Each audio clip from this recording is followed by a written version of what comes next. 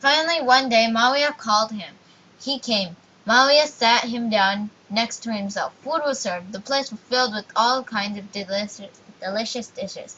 Muawiyah invited him to eat. Abuzar refused. He said, I only eat a handful of wheat flour in 1 week. This is what I used to do during the time of the Prophet Muhammad ﷺ, and I will continue that practice until I pass on and meet up with my friend. That time Abuzar lived in that area, he introduced those people to the glory of Ahl Bayt. This too was totally against Muawiyah's policies. Muawiyah's propaganda in that area was that actually Banu Umayyah were the Ahl Bayt and their love had been made wajib, compulsory on Muslims. When he saw that Abuzar countered his trick by glorifying the family of the Prophet Muhammad sallallahu he called him back and then wrote a letter to Caliph Usman complaining about Abuzar's activities. Caliph Uthman replied as follows: We have received your letter about Abuzar. As soon as you receive this letter, arrange a fast camel, put Abuzar on it, arrange a very harsh camel driver, and send him to Medina post haste. On Muawiyah's order, Abuzar was dispatched quickly without even letting him take his family with him. By the time Abuzar arrived in Medina, riding that camel, the flesh of both his thighs had been torn. Hazrat Abuzar Ghaffaree Radi Allah was presented to Caliph Uthman in an open assembly. Caliph Uthman said to him, I have been told that you narrate a hadith of the Prophet Muhammad ﷺ, that when the number of the men of Banu Umayyah in power would come upon to 30, they would use Allah's kingdom as their personal property, and they would treat the worshippers of Allah as their personal servants, and would corrupt and misuse Allah's laws for their own advantage. Abuzar replied that yes, he had heard the Prophet Muhammad ﷺ saying all that. Usman asked the assembly whether or not they all had heard the hadith. He then called Imam Ali ibn Abi Talib salam and asked him the same question. Imam Ali ibn Abi Talib salam confirmed what Abu Zar had said. Usman then asked for the evidence to that. Imam Ali ibn Abi Talib salam said that the clearest evidence to that was another statement of the Prophet Muhammad sallallahu in which he had said, "The skies had not given shade to, and the earth has not carried any speaker more truthful and honest than Abu Zar."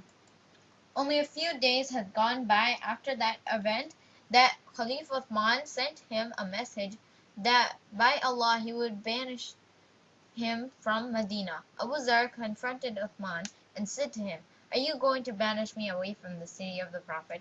He replied, Yes. Abu Zar asked, Are you going to send me off to Makkah? He said, No. Abu Zar then asked, To Basra? He said, No. Abu Zar then asked, To Kufa then? He said, No. I am going to throw you out to Rabza, where you came from, and I wish you would die there.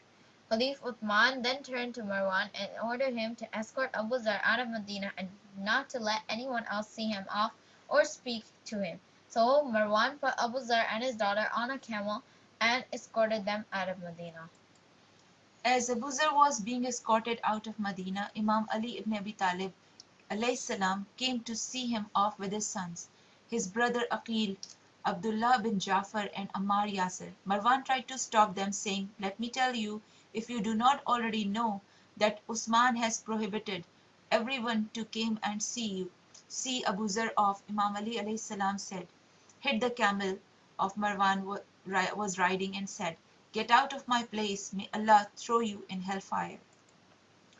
Imam Ali ibn Abi Talib al-Islam walked with Abu Zar. He cried and wept, saying, O Ahlul Bayt, may Allah have mercy upon you. O Abul Hasan, when I see you and your children, I am reminded of Prophet Muhammad sallallahu alaihi wasallam. Hazrat Abuzar Ghaffaree Razi Allah Anho stayed in Rabza until the time of his death. During the last moments of his life, his daughter said to him, I am alone in this part of the country and I am afraid that I will not be able to protect you from the wild beasts. Abuzar replied, Do not be afraid. In a few moments, some believing men would arrive here. Do you see someone approaching? The daughter replied, No, I do not see anyone coming. Abuzar said, That means I have few more moments to live.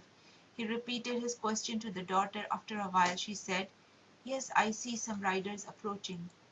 Hazrat Abuzar Ghaffaree radiallahu anh said, Allahu Akbar, Allah and His Prophet Muhammad sallallahu alaihi wasallam are really truthful. Turn my face towards the Qibla. When these riders arrive here, say my salam to them.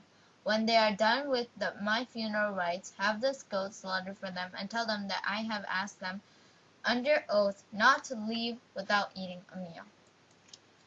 With that statement, Abuzar breathed his last. When the riders arrived there, who were 7 men, and among them were Hazrat Malik-e-Ashtar and Huzaifa al-Yaman, Abuzar's daughter told them that her father Abuzar, the companion of Prophet Muhammad ﷺ, has just died, and he is without anyone to take care of his funeral. They all wept for Hazrat Abuzar Razi Allah. They then gave him a funeral bath, enshrouded him, prayed his funeral prayer, and buried him. When they were all done with that, Abuzar's daughter told them that before dying he had left a message for them under oath. They should not leave without having a meal. They slaughtered the goat, had a meal, and then set off towards Medina.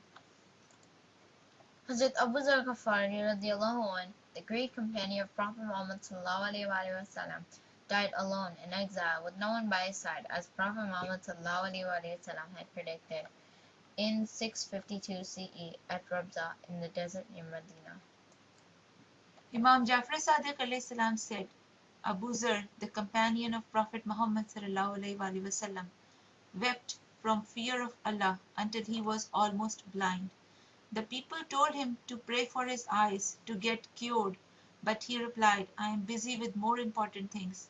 When asked with these were, he replied, fear of hell and joy of heaven.